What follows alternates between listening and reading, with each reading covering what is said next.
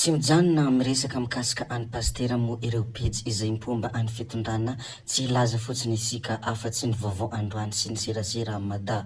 Ny andro androany sy ny omaly dia ny mikasika pastera foana ny zavatra izay nolazainy izy ireo.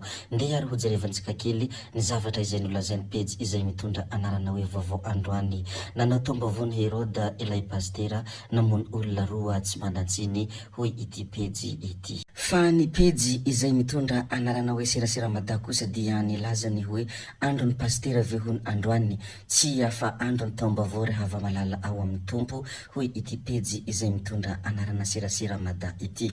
Tompoko vavy sy tompoko lahy mialohany herisontsika amin'ny votoatindresaka izay ataontsika moa dia mbola toy ny mahazatra foana abonné vetivety alohan'ny chaîne antsika ary asio j'aime ny video azadino ihany koa ny mametraka ny komantera ndeha aloha idirantsika vetivety izany fanaovana abonnement izany mialohany herisontsika amin'ny resaka izay ataontsika ndao ary tompoko lahy ndao ary tompoko fahafahajaina abonné vetivety ary ny chaîne antsika.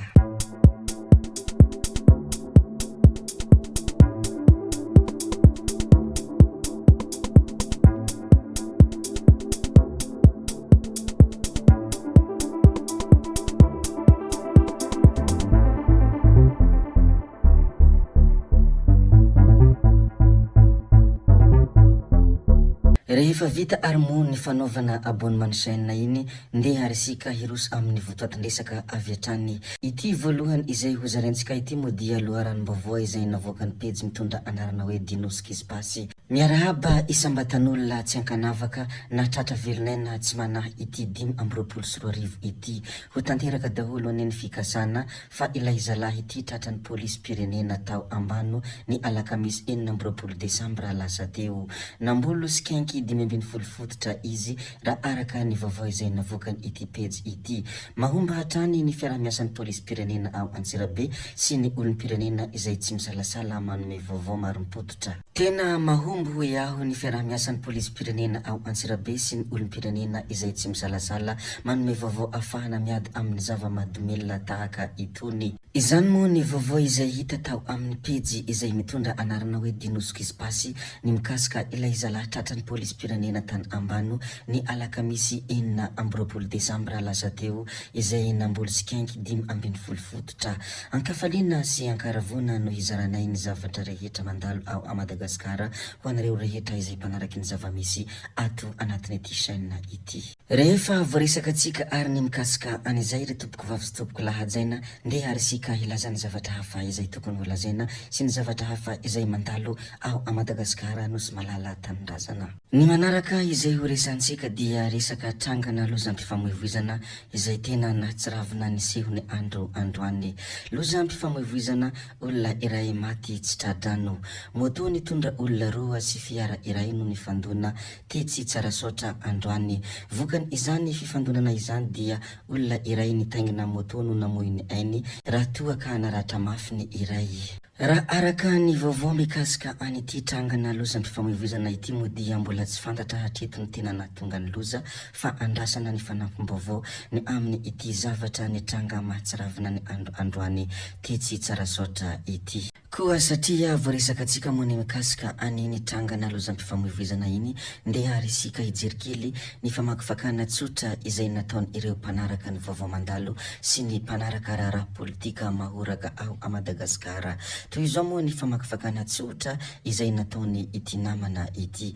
Tsy niresaka politika ny filoha nandritra ny lahateny nahagitra 12 minitra dia tsy nisy resa politika nataony filoha Andry Rajoelina na dia nisy fifidianana roa aza teto Madagasikara fa napetrany tamin'Andriamanitra kosa ny famaliana ireo manao ratsy aminy sy misakana ny fampandrosoana izay heverina ho valinteny ho an'ny mpanohitra mo izay hafatra nomeny filoham-pirenena Andry Rajoelina izay. Miresaka mikasika any Andrianamanitra izay sika miresaka mikasika any Andriamanitra izay ndeha hojerevantsika kely ihany koa ny fanaovan-kevitra izay nataony pejy serasera mada mikasika ilay pastera malaza ka tena malaza amin'izao fotoana izao. Maizina ho an'ny dadapasy sy ny voalohany taona hoy ity pejy ity. Ity hafatra ity dia direct be ho an'ny dadapasy hoy ity pejy ity. Rehefa mitory teny dia mitory teny fa tsy hoe rehefa ifarana ny fotoam-piasana dia mitsaratsara olona.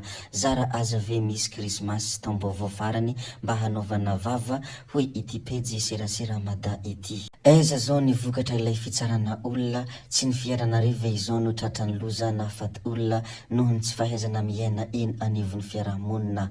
Aza manao taom-baovao ty amitsaratsara olona ara-dadabasy hoy ity pejy serasera mada ity, raha nandefa hafatra direct be miantefa amin'ny pastera izay tena malaza ka tena malaza ankehitriny izao. Tsy vitan'izany ihany koa moa fa mbola no hamafisiny ity pejy ity ny hoe nanao taom-baovao ny Herode ilay pastera namono olona tsy manantsiny hoy ny pejy serasera mada. Ary notsindriny ity pejy ity mazava ny hoe tao anatiny ilay fiara 4x4 nafaty olona teny tsara saotra ny pastera irako amisy ny vatiny, ny zanany no namily ny fiara hoy ity pejy izay mitondra anarana serasera mada ity. Rehefa voaresaka tsika ihany koa ny mikasika aniny pastera iny, ndeha resika hijery kely ny fanambarana izay nataon'ny solombavam-bahoaka teo aloha ny tamin'ny iny farany taona iny. Nandefa hafatra ny tao anatiny tambanjotra ny serasera moa ny tenany, ary toy izao ny hafatra izay nomeny ity solombavam-bahoaka teo aloha ity, tsy iza moa izany fa Rosy. Résolution ho amin'ity taona vaovao avy ity hoy hafatra izay nataon'ity solombavam-bahoaka teo aloha ity ny tamin'ny iny farany taona iny.